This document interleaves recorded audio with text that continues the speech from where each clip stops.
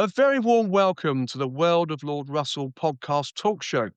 And today's show is Big Bob, which captures the life of an English former professional football player, licensed football agent, and manager. And as a player, Rob Taylor was a forward and was active as a professional between 1990 and 2003, all those years ago. Good heavens. Although featuring for Wolverhampton Wanderers and Manchester City, Rob also notably had lengthy and prolific spells with Leyton Orient, Brentford, and Gillingham. Rob notably scored for the Gills at the Wembley Stadium in 1999 Division Two playoff final against Manchester City, only months before Rob would join the Blues, and we'll talk about that later in the show too, Rob. Rob Taylor also played professionally for Norwich City, Queen's Park Rangers, Grimsby Town, and Scunthorpe United. Yes, folks, it gives me immense pleasure to welcome on the show Rob Taylor. Welcome to the show, Bob. Thanks for having me. You're welcome. It's fantastic to have you on the show. It's a great story. It's a good football story, this. As always, I like to start near the beginning, Rob. So, Rob, you were born in Norwich and played for Watton United's youth team. You were first spotted after playing for Watton United's first team at the tender age of 15. It's incredible, isn't it? Against Norwich City's reserves in a pre-season friendly. So, Rob, tell us more about this game and who spotted you and where did it go from there? Your start to your illustrious footballing career. They're about illustrious. Um, yeah, I was Yes. just I grew up playing for the youth teams at Watton United. I sort of like made myself a well-known young player at that time. I played Mm. for the county as well, so I was getting spotted by other clubs playing for the county because I was scoring a few goals for the county.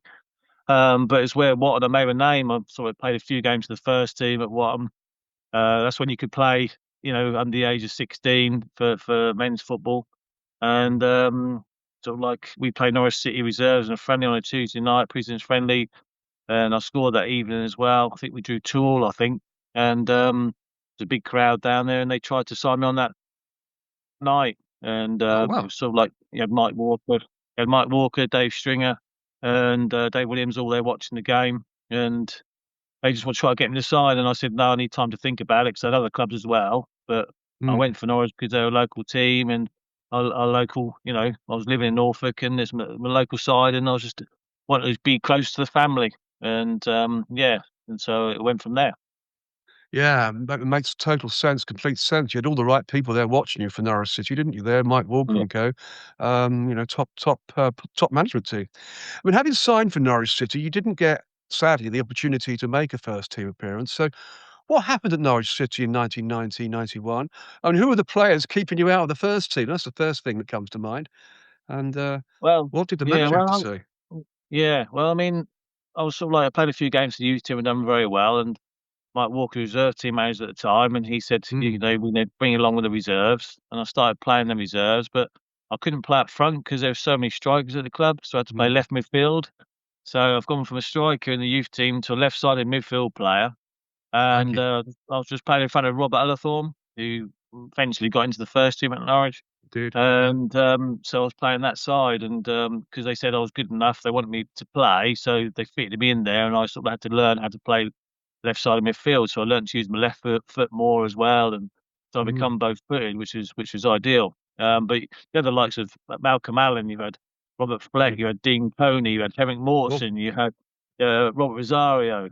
You had all these yeah, top kind players. of players trying to get in the first team was unreal. But I had a good 3 years. I done a 2-year apprenticeship YTS scheme, and then Mm, went on to a year's pro. They gave me a year pro, and then it was down to me and another player at the club. They're going to sign on for another 3-year contract, and they chose the other boy instead of me, which I think split decision in the club. yeah. And I think it was like half of them wanted me to stay, and thought half of them said he needs to go off and play lower level football to try and make his way back up again. Um, Mm, and I was gutted at the time because you're a young lad and you think your life's over and there's nothing for you. You're not going to be a mhm. footballer and this kind of thing. So I just took it as that, and I just tried looking for something else to do. But luckily, had other clubs wanting me, and I went and signed for Leyton Orient. Yeah, and that's the thing, isn't it? When you get let down as a young lad at a club, Mhm. especially someone like Norwich, a big club really, always, first division, the old first division, second division side. It is a bit of a heartbreaker, isn't it? Because you think, crikey, hold on, I've been rejected. What can happen to me now? It can destroy you, can't it? A lot of players have gone through that, but a lot of players who've gone through that have come back and become real stars. So there's always the chance. And I know you are a Liverpool supporter, Rob, sadly. Mhm. Um, You so so I yeah. guess this is an easy question for you to answer. Who inspired Mhm. you as a young man to drive you into becoming a professional football player? I think going back to watching Liverpool on TV back in the '80s and sort of late '80s, because I Yeah. was like, they're on midweek sports special on a Wednesday night, and my dad Mm. used to come and wake me up at like we used to get to bed at 6:30, wakes up at 10 o'clock with a tea and toast, come down at 10 and watch them. And it's just like watching the likes of Ian Rush and Kenny Yeah. Dalglish and Alan Hansen and Mark Lawrence and players like that, and Graham Souness and Sammy Lee, and you can go Mhm. through them all. And it's just an amazing side. And watching them, I think Ian Rush and was sort of like a goal scorer of mine, but also Yes. Kenny Dalglish, the way he was trickier with the ball. He's the one who he's the one who dropped deeper and gets the ball and plays Rushy in. Rushy was a goal scorer. He wasn't sort of back to play Yes. player. Them two combinations were really good. But that's where I started watching was that Liverpool team. Yeah, and that was obviously a great side. And I had David Hodgson on the show a few weeks ago, if you Mm. probably remember, and he used to Yeah, play alongside Ian Rush and Kenny Dalglish as a sort of a front three, and he always said what a great pair they were, footballers, and it's quite an incredible lineup, really. That Liverpool side at the time, they won so much too in those days, didn't they? Fantastic to watch. they did. Yeah, So sort of Alan Kennedy and Ray Kennedy as well playing. yes, Sammy Lee, players like that, amazing. Then you had super Fairclough come off the bench, score a yeah, goal. super sub, Yeah, yeah, super sub. So it's super it's sub. that those exciting times. The game, I think the game was more exciting back then than it is now. I'm afraid to say. Oh, without doubt. Yeah, Without doubt, and we are lucky to be around to enjoy those days of football, um, and you, of course, were lucky to play, yeah, in the yeah, game as well, when the game was still good. yeah. Yes, it's off the mark now, isn't it? Yeah. However, as you previously mentioned, Rob, you made your professional debut in 1991 whilst on loan at Leyton Orient. Obviously, Norwich City wanted to get you the experience of first-team football. So how did this first spell, I say, at Leyton Orient go? Because 'Cause we'll talk about your second spell later.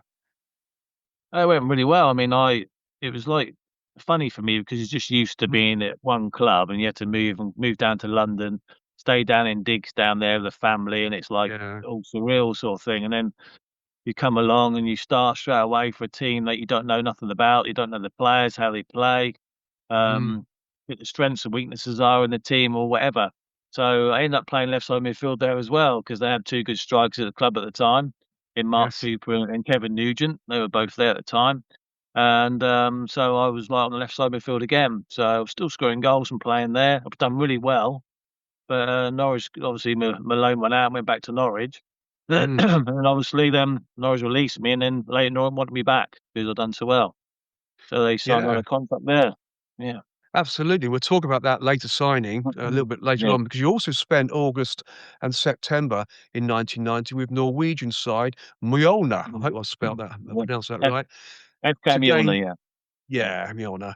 To gain further experience, you played 5 games and scored 1 goal for Mjolnir, who played their football in the second tier of the Norwegian league.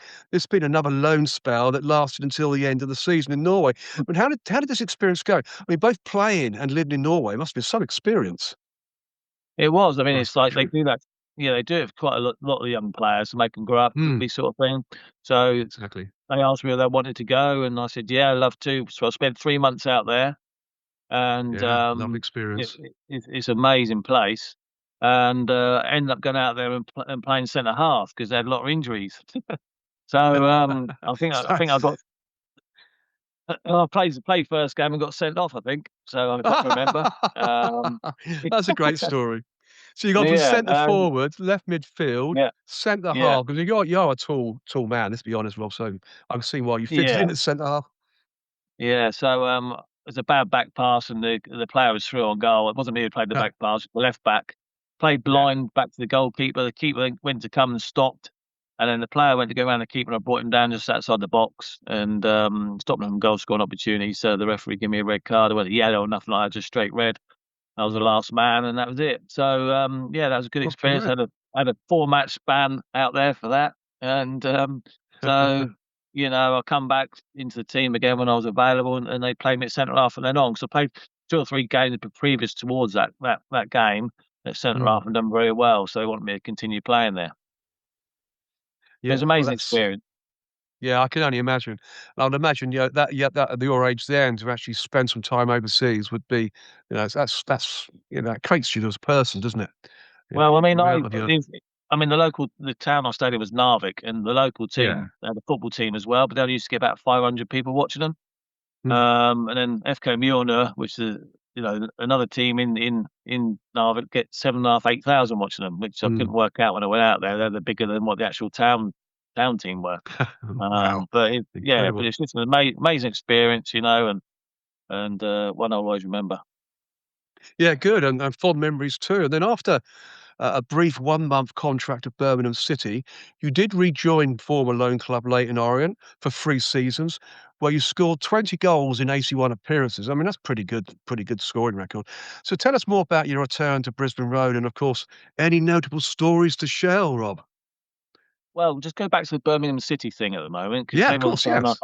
because everyone said I had a 1 month contract. I didn't sign for Birmingham at all. Oh, right. What happened was when I got released by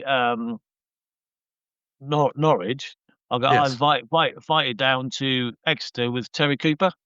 Oh, nice, yes. He was a man at the time, but I was down there for about 2 days, and then he signed as manager of Birmingham, and then he wanted me to go with him, so he took me there as well. Yeah. 'Cause he's trying to sign me, he wanted to sign me, but they had about 52 pros at Birmingham at the time. Cool. So I trained there for a month. He tried to ship out players to get me signed on. The club wouldn't Mm. let him sign any players up until he shipped players out. And unfortunately, I couldn't sign for him because he couldn't get rid of anybody because the players were on too much money at the time at Birmingham, so no one else could take them away. Wow. So then that's when I signed for Leyton Orient. So a little bit of a story that everyone don't know about. Yeah, it's an interesting story because it certainly isn't Yeah, something that I captured on my research. So that's great yeah, you brought that out. That's a yeah, fantastic story. yeah. Yeah, so you would have played for Birmingham City, wouldn't you? You would have signed for them if you could. Yeah, I played a few reserve games for him and that, and Mm, scored a few goals for him and that, and it's really good because I was playing up with Dean yeah, Sturridge up front, and yeah, we got on really well. Played some like friendly little matches behind closed doors mm, as well to get fit, and he couldn't sign me on. He wanted to, but he couldn't sign me, so that's why what a I ended up shame. going back, went to Leyton Orient in the end. Yeah, yeah, so you had, 3 seasons back at Brisbane Road. Mhm. It's not a bad scoring record, is it? 20 goals in 81 appearances. That's reasonable. So how did Yeah. your how was it at Brisbane Road for those 3 years? And I say, was there any notable stories to share with your 3 years there? Well, I found it hard when I went there because obviously you're staying in digs at the time. You're young lads. Yes, I think I was 19 or something like that, and never easy. you're stepping into a world of football that you're not used to. Mm. A different culture. London's 100 mile an hour. Norfolk's like 1 mile an hour. Everyone, everyone's so laid back up here, and down there you got to be Yeah. on your toes every minute of the day. But yeah, I enjoyed it. My landlady and her children at the time in the house were very, very nice and That's with good. me and helped me out a great deal. And but it was just like surreal time, and I Mm, enjoyed it down. The fans were brilliant at Leyton Orient. I enjoyed my time down there. Um, a lot of stories that I cannot say mm. on Ah. here because um, I'll keep them to myself a little bit, but it's really good fun times, and I really enjoyed it. You had Frank Clark and Peter Eustace as the managers down there. Yes. Obviously, you play the likes of Colin West used to play for Rangers, and Chris Turner used to Mm, play for Man United. You've got players who are coming down, like finishing their careers really, dropping down leagues, and mm, you see them on TV for Man United, and that now you're playing with them. It's like wow, mm. Glasgow Rangers centre forward, and a keeper play for Man United, and they help you out no end. Of course they do. Their experience is second to none, and they helped me as a young lad. Also, we had Glenn Roeder come in and play Mm. centre half as well. Bless his heart. He's such a nice fella. He helped me out a great deal as well as a young lad. Yes. Given so much advice. It's unreal. And I just want to thank Grim for that because he's just, amazing, Yeah. amazing That's person and nicely amazing said. player. Yeah, Yeah, nicely said, Rob. Nicely said indeed. Because my good dear friend Peter Kitchen, of course, he is an icon at Brentford. Sorry, yeah, at Leyton Orient, Brisbane Road, and I've been there a couple of times with him already this last year to watch matches. It's a lovely club, actually, friendly club, very family orientated. It comes across very well, Leyton yeah, Orient. So that's a yeah, good 3 years for you there, I'm sure.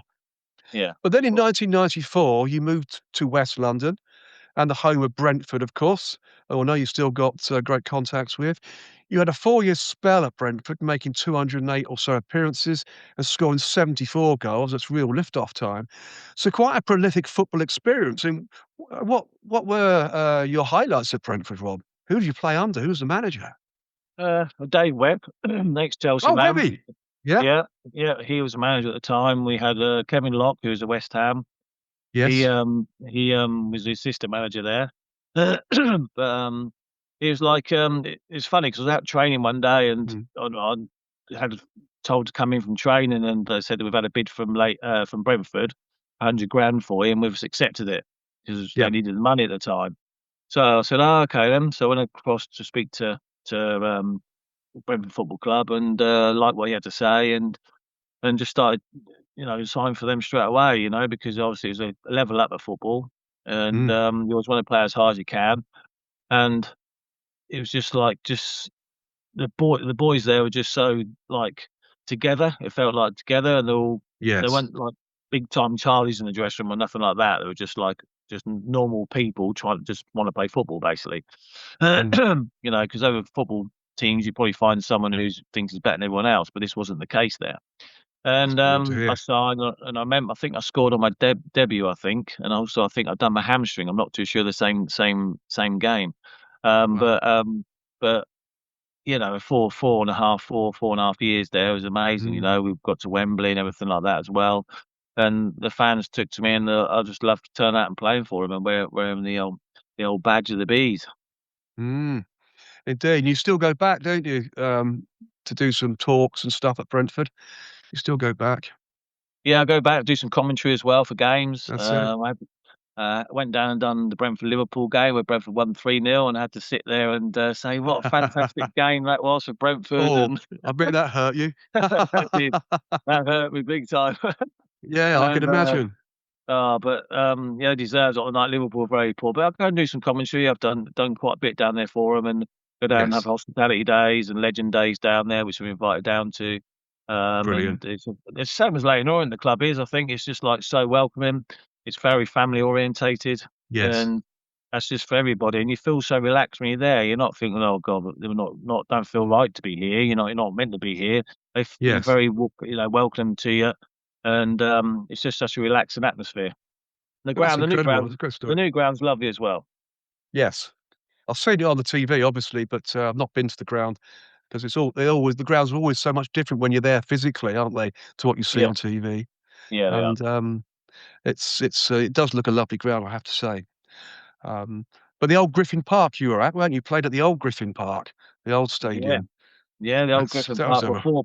four pubs, one on every corner of Yes. the ground. I remember times like, I used to have Dave Webb there, training with. He used to join in the training sometimes, and Mm. and it's just amazing. It's like he was like he wanted to be the winner all the time, so he weren't allowed to win. You're not allowed to go in until he's won the game. If he's losing Yeah. 5-0, you'll play it till it's dark till he wins 6-5. That's what it was like with him. He didn't want to be a loser, and Oh, and that's uh, he'll good winning he'll kick attitude. yeah, and he'll kick people in the game as well and cheat a little bit as well because he'll come in and be the referee as well. And if he Mm. gets touched or something, it's a penalty, and he'll have to take the penalty and score it, and that kind of thing. But Brilliant. we had Stan Bowles used to come and train with us as well. Oh, Which fantastic. yeah, which is amazing, and he was always in the bookies around the ground as down around from the ground as well, or he'd Mm. be in one of the pubs having a drink. Stan would have Yeah, done, but that's Stan. you know, Yes. it's just amazing to have players like that come in, legend players that you've never met before come in and just turn up and train with you. You know, he still had it with his left foot and natural around people, and you know, it's just amazing to have that experience. Fantastic experience. Sounds like a great time at Brentford. So Mm. very relaxing. David Webb doing what David Webb always does, and the likes of Stan Bowles. What a great story. But then in 1998, you signed for Gillingham for a then club record fee, I understand, of £500,000, also playing under manager Tony Pulis. You enjoyed the best goal scoring run of your career, totaling 39 goals in 70 matches. Quite an achievement, it has to be said, Rob, that, to be fair. This included 5 goals in a single away game to Burnley in February 1999. So, firstly, Rob, what was it like to play under Tony Pulis, obviously very famous manager? The style of football obviously suited your game. And not forgetting that 5 goals Yeah, scoring achievement at Burnley, Turf yeah. Moor. I mean, the same thing happened when I was at Brentford. I had a phone call, but but before that, it's what 5 or 6 players left Brentford and went to Gillingham. Yes. So they were looking for a centre forward. Obviously, the players I play with and that they were saying, "You got to buy me. You got to buy Rob Taylor. You got to buy him. He does this, that, and the other." Brilliant. So Tony was like, like, get him. Come on, we need to have him. We need to sign him. You got to speak to him, boys. See if he'll come." And I had all the boys ring up, and go, "Oh, come, you want you at Gillingham? Do this, that, and the other." So that happened. And, you know, the boys said, "We want you here. We want you to come and play with us." And because all my friends really went that way, and I was sort of like one of the only ones left behind, really, of the team that went to Wembley or Brentford. We Yes. lost in the playoff final against Crewe. They all went that way. So I thought to myself, well, the boys, I know what they can play like. I think Brentford got relegated that season, you see, and it was pre-season. Ron Mhm. Nose coming in, took over at Brentford. And then you had, I'm just trying to think of the managers who come into the club now, take over. I can't remember. Terry Bullivan come in as one of the coaches, and I'm just can't think of his name now. He used to be coaching at England level as well. Can't remember his Oh, name. right. Yeah. No, it I can't remember his escapes name me now. too. Yeah. Anyway, so um, they were saying, "Well, come here. We want you to come here." So I spoke to Ron Nose because he come in as chairman of Brentford, and Mhm. he said, "Look, we'll offer you this. Offer me quite a lot of money to stay, but I weren't. It was a level down. All I wanted to do is play the best level I could. It wasn't about the Of course you money." do. And they offered me more than what Gillingham offered me anyway, but it wasn't about that. It's just that I wanted to play in a better Mm. level of football. And so I went down there and spoke to the club, and they we sorted out the contracts, and I signed for them. And yeah, just from there, it's just amazing. You know, Tony is a hard manager to play under. Yes. But he always put an arm around you as well. Um, he's got that man management style that people like. Mm. And so he's fair, he's honest, he doesn't lie to you, tells you if you're being rubbish or you've been superb. You don't mind saying it in front of you. We thought, I like this manager because he's honest with you. Honest and straight to the point. Honest. Yeah, that's a It's good one thing. you Good get attribute. one of the other thing is the managers ignore you. That's the thing that hated players hate is a manager walks past you and don't talk to you. Mm. Instead of just explaining to you what he did wrong and what you could do better, which Tony did. But we used to come in, me and Carl Saba, he signed Carl just after me, and we were at Brentford together. And he signed Carl after me, and he used to bring us in at 10 in the morning, just me and Carl and Right. Vince Bartram, the goalkeeper. He used to bring us in at 10, and he goes, "Right, we'll do some finishing drills, boys. This is every day. We'll come in 10 to 11, just doing finishing drills on the pitch with him, and then the other boys would come in at 11 o'clock, and they'll be in the ground to about 4 in the afternoon. So they'll be in there 5 hours of work. We've only done an hour. We we have a shower. We'll be away by 11:15 and gone home, but they'll be still out there training. So they used to say we're the cream of the crop, and they were the eggers. That's what they called themselves. So yeah, so that's what it called. We're the eggers, and they're the cream of the crop. So because Tony used to say, get the ball to the cream and let them get on with it. That's what he used to say. Yeah. And Oh, wonderful. so yeah, so they used to And come in and they'll come on to training ground, and we'll be walking off at 11 o'clock. That's just the any way he was. jealousy? I don't Was think there it any was no, jealousy? because No. because because the players knew we weren't big-headed with it. Mm. If we were walking around here, well, you know, this kind of thing with them, Exactly. it's they on a Saturday afternoon, it's just so close knit. It's so everyone was so like together. It was like everyone was Mm. together. On Saturday afternoon, would stick together, and everyone hated playing us. And the boys are just the team was strong, and if we were losing, if we weren't playing well, we'll still win the games. We just beat the other team up, and everyone used to hate us playing Yeah. us. Used to hate playing us. And that's what you need to do when you get that in your game, and another team's Exactly. scared of you. You're halfway there. You are halfway there. Yeah, that's a great motivation, isn't it, really? Yeah, Or yeah, demotivation for your opposition. yeah. Wonderful place to be. So we've got to know about this 5-goal haul, Yeah, at the famous old Turf Moor ground against yeah, Burnley, Rob. Still play there now, Burnley, don't they? Turf Moor, so yeah, it's a yeah, yeah. probably changed They quite a do. bit since you went there. Yeah, it has. Yeah, I mean, there's it was a surreal day because you go up on the Friday, and Mm. I remember hearing a few of the supporters that come up in the morning. They come to the hotel to see you off, sort of thing, and it took them about 7 hours to get from Gillingham to Burnley because there's loads of accidents going on the M6 on the way up. Oh, And, always is. yeah, so there was about 400 of them didn't make it to the game, because of the accidents. And, so I went out there on a Saturday afternoon, we done a warm up. It was like an overcast day like it is in up north all the time. It wasn't raining though. It's the first thing near Manchester. It Mm. wasn't raining. Well, And that's a first. It's a one-off. yeah, it's a first. It's a one-off. Yeah, it was really overcast day though. I remember the lights being on, and Yeah.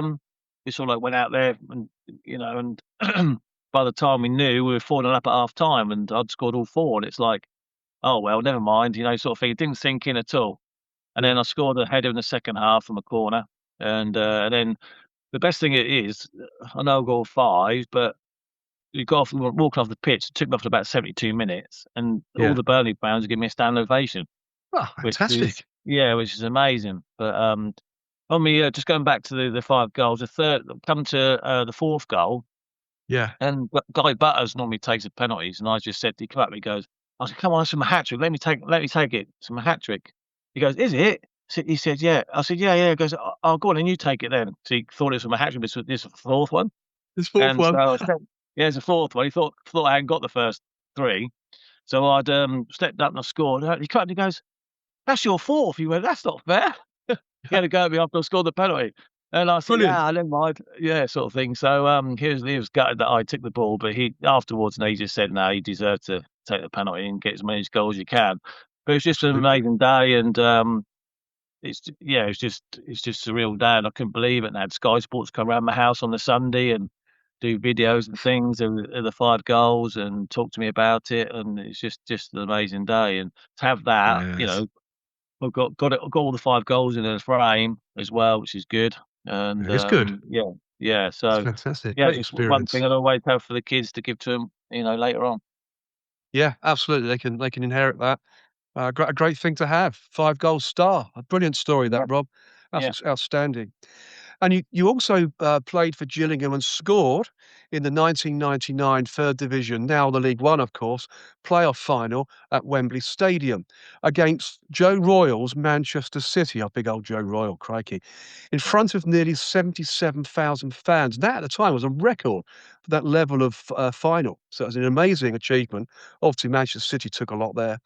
In fact, you scored in the 87th minute to put Gillingham 2-0 up, and seemingly on your way to winning the trophy and promotion to the old second division, now the championship, of course. But Manchester City scored in the 90th and 95th minute to end the game 2-2. Manchester City then went on to win 3-1 on penalties. An exciting yet very disappointing match, Rob. What are your memories of this final, Rob? I mean, you scored 2-0 up and lost the match. We won it Oh, we won the game 2-0, 90 minutes. There you go. yes. There you go. Well, yeah, As because you far as I'm you going with it. No, yeah. it was just like still can't make out how it happened, there Mm, was only there's only 2 subs. There's no injuries on the pitch whatsoever. There's only 2 subs made, mm, but Mark Halsey come up with, 5 minutes of extra time.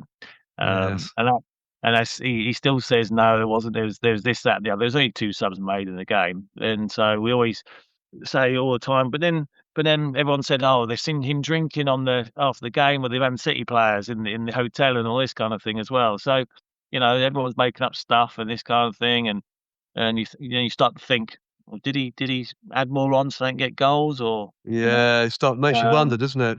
yeah, it does make you wonder. But at the end of the day, we should have won the game. We were 2-0 up. We shouldn't have threw it away Definitely. like we did. I mean, there's deflection for their first one. Sorry, a block from their first one. They had to play open Mm. goal and slide it in, and the second one took a deflection, took it past the keeper. So, and then obviously Man United won on the Champions League final, didn't they? The last 2 They minutes, did. scored 2 goals. Yeah, They so did that same indeed. week. So the sun was Yeah. shining on Manchester that week. But, big club Manchester City, they shouldn't even be in the playoff final. They should have won the Nah. league, you know. Yes. But all credit to the players that were there and, to stick at it and now look where they are now. They've gone on and on and on. So, but there Absolutely. was a funny day. Scoring there was amazing. But losing in front of 34,000 Gillingham fans all turning up to watch the game, Mm. was, disheartening for everybody. Oh, definitely. The roar from the Gillingham fans when you'd scored the second, which they thought was the winning goal, obviously 2-0 up, Yeah. 3 minutes to go. That must have been quite amazing. There must have been delirium in the ground at the Gillingham end, and Oh, there was desperation at the Man just they were City going end. out. Yeah, they're just going to. Oh, they'll start walking out when it's 2-0, and Mm. then they heard Man City get the first one. They all come running back in again. Half the end had emptied, and Yes. they all come running back. There's pictures of on TV I watched now, and there's people in there crying and that, which is so passionate about football. Fans are so passionate, and it's their livelihood. Some of them, they live for a weekend or Yes. a midweek game. And, they take everything to heart, and I Mm. just see it as a game of football, and you're out there just to have fun basically and enjoy yourself. But yeah, when Absolutely we right. got the second goal, when I scored the second one, I just thought it was over as well. Everyone did. Everyone thought it was Mm. over, but obviously not. No, it wasn't over, and Man City went on to win on penalties, sadly. But you did have an incredible time at Gillingham, and I know you are revered by the Gill supporters. Do you ever go back to Gillingham, Rob? Yeah, I go back to quite a lot. I'm the president of the supporters club there. So, That's you good. know, yeah, so I'm involved with that, and I go back quite a lot actually. I normally go down sort of once a month or something like that to go and see everybody and watch a game. I'm supposed to go down this month, but time's just flown by, so I'm gonna try and get a Mm. game in March. Go down and watch a game in March, and but yeah, they're such a lovely club as well. It's another well-run club and a family club, and you find that sort of teams at a bit of a lower level that they're like more of a family club than the ones at a higher Definitely. level. And it's more enjoyable watching them kind of games and being around the Yes. kind of club like that than the bigger Yeah, clubs are. But yeah, but I Gillingham's tend a to lovely agree. warm club. Yeah, Mm. Yeah, I tend to agree. I prefer the lower league football. As you know, I follow Aldershot, so Aldershot yeah, Towns, that's National League. But I like to go to the League One, League Two matches. So it's just a nicer, warmer environment, I find. Um, yeah. It is. you're It is. welcomed. You're welcomed by the clubs, aren't you? It's nice. Yeah, Much better definitely. feeling. I have to take down And Gillingham one weekend, Russell. yes, you will. Take me down, Rob. That'd be fantastic. I'll come with you to Gillingham. I look Yeah, forward to that experience. Let me yeah, know, and good. yeah, we'll go down. Yeah, yeah, Good. good. I look forward to that. You remained with Gillingham, Rob, until November 1999, when you signed, not surprisingly, for Manchester City for £1.5 million, playing for City as City gained promotion to the First Division. Now, of course, the Premier League. Scoring 5 goals in 12 matches, not too bad at all. It's pretty good. So, Rob, tell us about your time at Main Road, and more importantly, I'm going to say this: the goal that effectively won promotion for Manchester City to the First Division that you scored. And I remember watching the video, by the way, and you peeled off to the right in front of the Man City fans. Total delirium. It was Yeah, brilliant. yeah. I mean, it's a funny time at Man City because I had little niggly problems with my Achilles at the time when I was Mm, there. So I was like playing a game and missing 2 or 3, then playing a game. But fair play to mm, Joe. Every time I was fit, I started, which I didn't think I would do that there because they're such a tight knit group as well. The mm, players have just got like promotion at Division One into the Championship, and then we've gone and done it again. They've gone it 2 years on the spin promotions, and to be part of that was amazing. And we played Birmingham at home the last home game of the season because we go to Blackburn the following week, and we like Friday night game live on Sky, and we needed to win the game and mm. to stay in second place because 2 went up, and the game was going very pressure. When you're under pressure, things don't go right for you sometimes and everything like I that. But don't. I actually had quite a good game that night, and I remember a ball coming in the box from a free kick, and it got headed back across the box, and I reacted to it, and I finished the ball back across the other way because I've always been taught hit the ball where the other, opposite side to where it come from. Because the keeper's coming the left side, I did it to the right side, and luckily it Yes. went in, and I went off celebrating. It's just such a relief because the amount of money that Man City paid for me, I had to repay something back, and it's Yes. just a relief. I was playing front with Sean Goat at the time, and he was banging goals in left, right, and centre. And I Yeah, thought to good myself, player, Sean. I can support him and supply, be his target man, and let me Mm. take all the bumps and bruises, and let him get in on goal and score goals. That's what I'm going to go and do. But that night I scored that goal. It was such a relief that I could give something back to the Man City fans and put them on the brink of Premiership. And just afterwards was just unreal. The party, the fans were on the pitch, Yes. celebrating. They even said before the game, "Don't run on the pitch after the game." And you're not going to tell 32,000 Man City fans to stay off the pitch. No, you're not. So and the amount of time they've been outside the top flight, and the amount of things that the club's been through in that time as well. Dropping down to that low level, and they've done really well. And then obviously played at Blackburn the following week, won 4-1, and they got promoted to the Prem. And it's just an amazing feeling being part of that. Mm. Absolutely. A tremendous story. What yet again, everywhere you've gone or have been in football, there's been some stories. So you left a marker everywhere you've gone. I mean, as a former player for Manchester, did they send you tickets? That's what Um, normally clubs do, don't they? yes, the thing is though, you lose like over the times has been, oh God, 20, twenty Yeah. two, 20 When years or something, 22 years or something like that. yes, It's been a long while, and you lose touch with people, and you lose people. you Then do. move out the club, and the new people come in the club, and it's all Yes. I used to be able to get Liverpool tickets quite easily as well, but I can't get them anymore, which I'd love to Mm. have. Of course you It's would as a hard to get. fan. Yeah, exactly. And but I used to ring up and get some all the time, especially the Champions Mm. League game on a Wednesday to go and watch that quite a lot. But it's hard to come by tickets now. But no, I don't get any tickets from. I obviously get Gillingham and Brentford tickets I can and that Mm. kind of thing. But Man City's very hard to get tickets at the moment. I'd like to Yeah, get tickets well to go and watch them play, but you know, well, at least the Man City Liverpool match, well, that's one I'm sure you'd like a ticket for. oh Yeah. yeah, Yeah. definitely, yeah, definitely. Well, hopefully a bit of luck might come your way in the future Yeah, it seasons, you might never do. know. Yeah, yeah, yeah. You Might do. go knocking on the door, ask for them. But in 2000, you signed for Wolverhampton Wanderers for 1.55 million on a Yeah. 4-year deal, commenting that Manchester City's signings of Paulo Wanchop and George Weah, two great players, meant your playing time at Manchester City would be limited at the club. So how did your time at Wolves work out too, Rob? Just go back to that story as well about the Yes. limited thingy. I was playing pre-season with George Weah up front.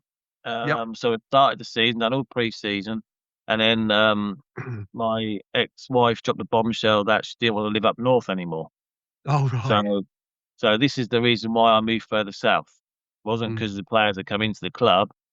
It's because I had to move further south for family reasons. Family comes first in football, and Yes. unfortunately, I had to turn around and say I've got to move on. Yeah. That's understandable, isn't it? Yeah, it is. It's I'll always regret that. Always regret it. But obviously, you've got two young children at the time as well, and so I had to think of the family. mm, So they moved back to Norfolk, and then I'll be stuck up there on my own, which I wouldn't have wanted doing that. So no, moved indeed. further. Well, we moved out the Wolverhampton way, and so she's only a couple of hours away from home instead of like 4. So Mm. yeah. Nice club too, Wolverhampton Wanderers. Good old ground, isn't it? Molineux. It's changed a lot since the days you were playing there. Yeah, well, big differences now. It doesn't look the same at all, does it, the ground? Well, But wonderful. yeah, I think it is still the same when I was there. I think it's still the same Yeah. ground. It's still yeah, they haven't done much to it, but I didn't enjoy my time there at all. Not because Mm, the pl- just everything about it. I had a lot of problems there with illnesses and injuries and mm, things like that, which wasn't, come out. I was treated very badly on the physio side of it, and I think a lot of players who left the club have been treated badly on the physio side of it as well at the club. really. And yeah, I hold them in. That's and you get supporters when you're trying to play with an injury, moaning and booing you all the time and saying you what a waste of money and you're rubbish, but they don't know the full story. And No, they it'd be nice don't. to give a full story out. And there's a lot of clubs that have had that sort of regime of, just take an injection, Rob, you Mm. can play this afternoon, Yeah, cortisone and all that kind of thing going on yeah, back in the day. yeah, Niggling injuries that, you need to get over, not play more football because you make those injuries worse. yeah. So I wonder why they did that at Wolverhampton Wanderers. I know other clubs will like it too, but you got to question it, haven't you? You really Well, I have. mean, I was suffering with I was getting cramp in my calves quite a lot, and Mm, I'll be like in the warm up, and I'll be getting pains in my calf. Going, oh, it's really sore. And I'll start the game because I want to play, and then you yes. can't run round, you can't run, and then you got your head and your calf cramps up, and then you go down the floor, and then you can't get out of cramp, and they're trying to massage out a cramp for you, and you have to come off the pitch, and it takes them about an hour. You know what cramps like? It's very, very Oh, sore.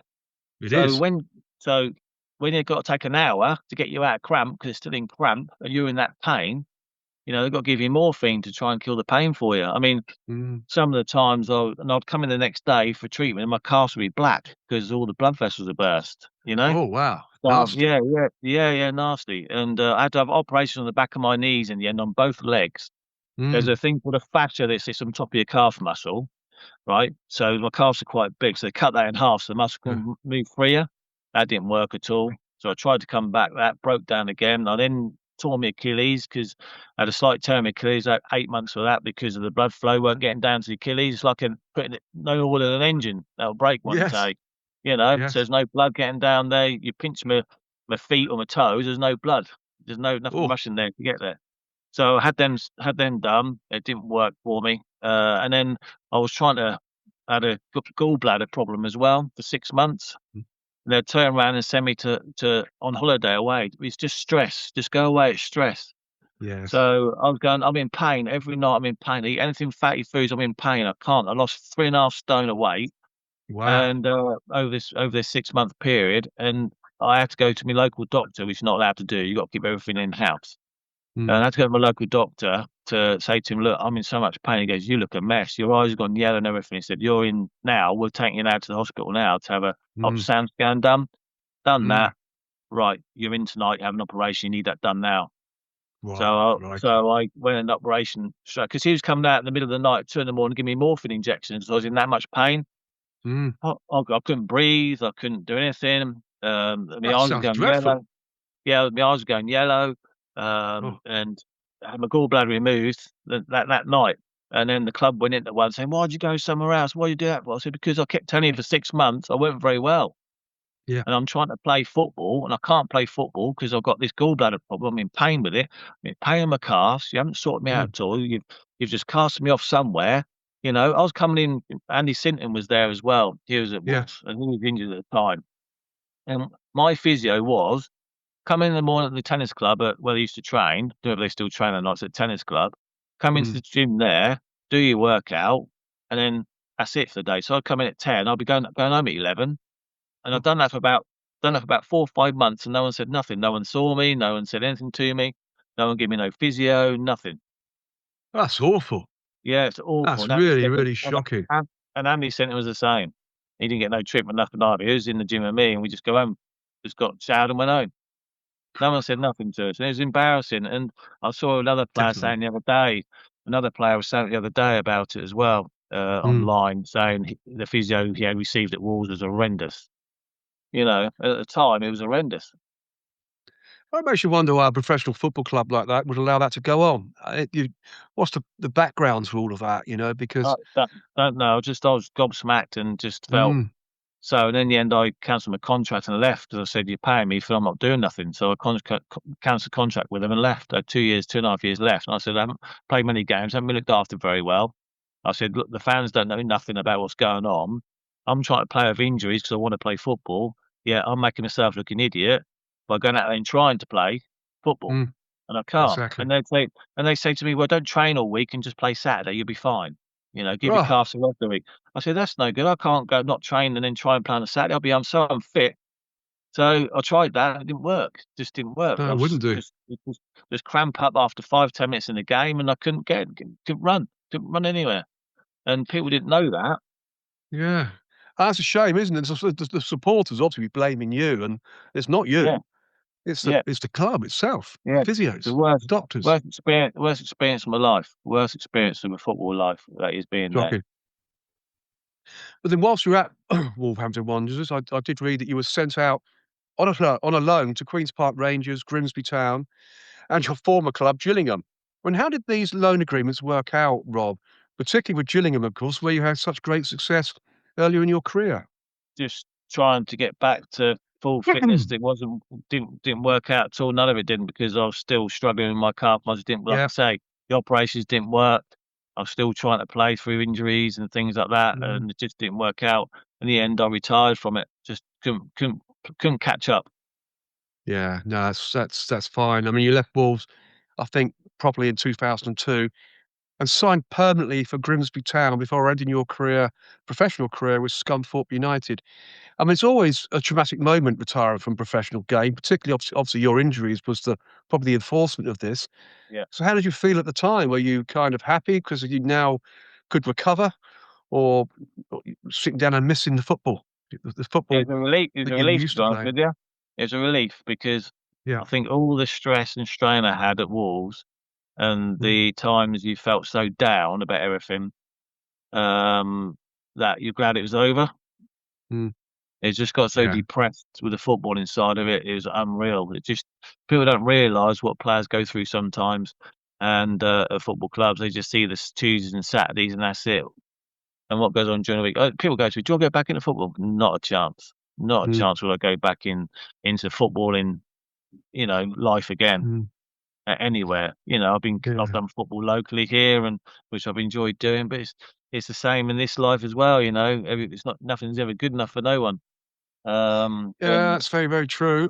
I mean, you let's talk know, about your management career for a bit because you did go into yeah, management. yeah, You moved into management with Watton United, of course, and we had some association there as well, Rob, a few years ago, didn't yeah, we? yeah. Kings Lynn Town as caretaker manager, Dereham Town, Distown, Munford, and Swaffham Town, of course, local to us here too.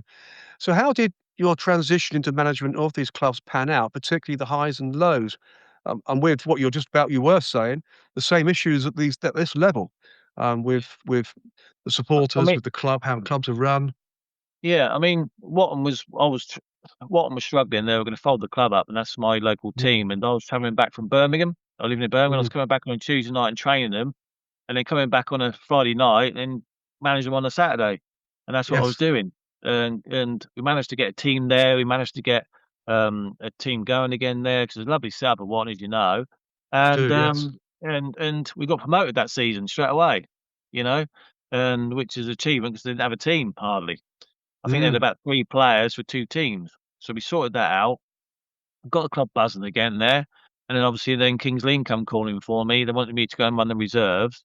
So I went in there with Dan Bloodworth and Kevin Boone, who was first team managers mm. at the time, and I started off in there, and then 6 weeks later they quit and walked out. So I was Oh, like I was doing the reserves and first team, and I was like didn't know anybody in the first team, don't know what the team was like. Didn't know anybody in the reserves really, just all been wow. chucked on top of me. So I was doing like a Monday night training, Tuesday night game, Wednesday night training, Wednesday night game, Thursday night training, Friday travelling somewhere away from home, and then playing Saturdays.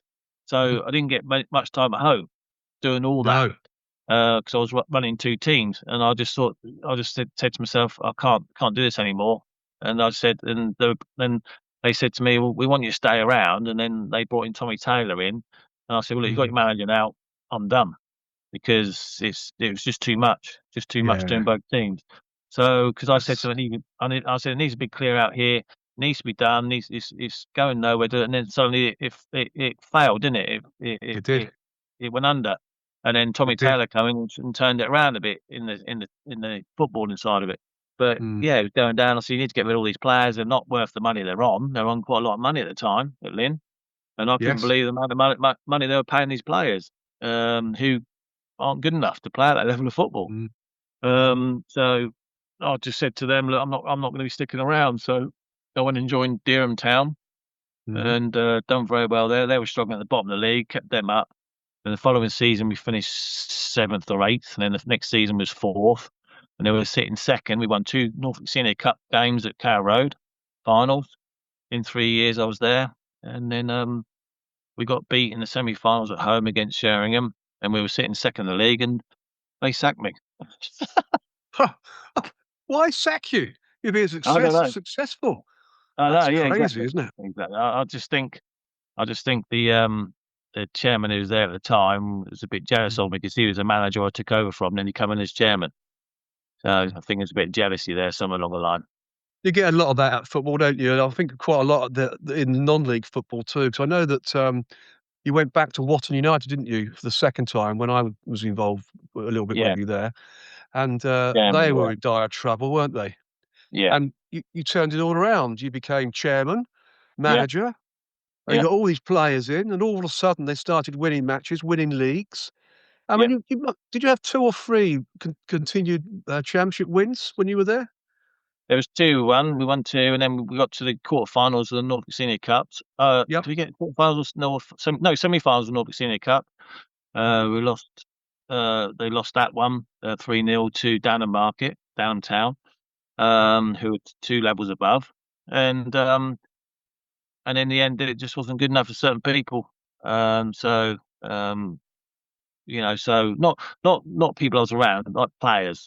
Players just Mm, thought they were bigger than what they were at the time, and I just think to myself, this mhm, is where it's going in the program. Is that the same as it's going non-league? And I just thought to myself, I mm, don't need this hassle no more. yeah, I just want to enjoy my Saturdays and Sundays. I don't want to be bothered with anyone phoning up saying I can't play last minute or anything like that, or you know, yeah. it's just all this kind of thing goes on, and I could I see just the stress you were under there actually, because it's quite yeah, apparent. You know, we'd meet yeah, up, have a drink, Rob, and you know, you'd tell me some stories, and I could see it. And I would turn up on the odd occasion to come and watch Watton, and you could see all the shenanigans going on in the yeah, background. yeah, And yeah, I thought, "Oh, this yeah, isn't good. This is going nowhere." So it wasn't a surprise to me when you finally, hung your boots up at Watton as chairman and yeah. manager. Well, I mean, I don't think it's going so well now, though. I don't think it's going so well there at the moment. But I'm glad I'm out of local football, and I'm glad I'm just watching my 2 young boys play now. Absolutely. So now you're out of football, watching your 2 sons play football. They're good players as well, Rob, I understand. Um, they're at Norwich City, aren't they? I think one of them's at Norwich, Yeah, one's he was at Norwich. He's just decided he doesn't want to go there anymore. right? Oh, So dear. yeah, he'd rather play with his friends, which is he's only 8. So yeah, he's a very good Yeah, footballer. young. He's a very good footballer, and he could go somewhere if he gets his head back on track again. And the older one's good as well. He's if they put them both together, it'd be a sensational footballer. Mm, But they're chalk and cheese. One's timid, and the other one likes going around bashing other players and that kind of thing. One's more skillful than the other. One's more quicker than the other. So you put them yes. together, they'll be great players. But I go watch them on a Saturday morning and a Sunday, so I don't get a rest weekends either from what I do during the week. So it's all good though. Yeah, I knew their characters, of course, because I lived next door to you for a while, and, Yeah. we, you know, just have some fun. It's good seeing them out doing what they're doing, so I understood their characters. Nice lads, though, but yeah, Yeah, chalk and yeah, cheese, as you say. yeah, they are. So what do you think's next in the world of Rob Taylor? No football? What you got planned next? Obviously, Um, life don't know really. itself. Yeah, just I'm a big family man. I like spending time with my children and my girlfriend and everything like that now. Mm, And they're the most important thing in my life, and just watch them grow. yeah. I've had my time in doing what I did, and that's their time now. I don't want to be around, hopefully be around to see all them grow up and turn into lovely people. Absolutely. Well, I'm sure they all will, because you're a great dad anyway, and hopefully your sons will, get into the game as well and, excel playing football to take after their dad. Well, Um, you never know. They might do. All depends. But I'm not going to push them anywhere. It's up to them if they want to no. do that or not. If they want to do something else, I'll be 110% behind them, whatever they choose. Yeah, quite right. I'm not a pushy dad. No, that's good to see, Rob. Yeah, and fantastic story. And as always, on the World of Lord Russell podcast talk show, we could talk forever, Rob. I know we could. We Yes, do we when we could. meet up Yeah, for a drink, yeah, so that's always yeah, good. yeah. About your life in football as a professional player and as a manager. It's been a huge pleasure, as always. And as always, the pleasure is all mine. And of course, the show's audience when this podcast is released on the World of Lord Russell podcast talk show and the Elite Arena Business and Sport talk show on YouTube. So thank you, Bob. Ladies and gentlemen, I'll give you Bob Taylor, and as always, big round of Thank you very applause. much. Thank you. Fantastic. Been a great show. Lovely having you on. And of course, I'm looking forward to seeing you all on the inside. So until then, it's au revoir from him and au revoir from me.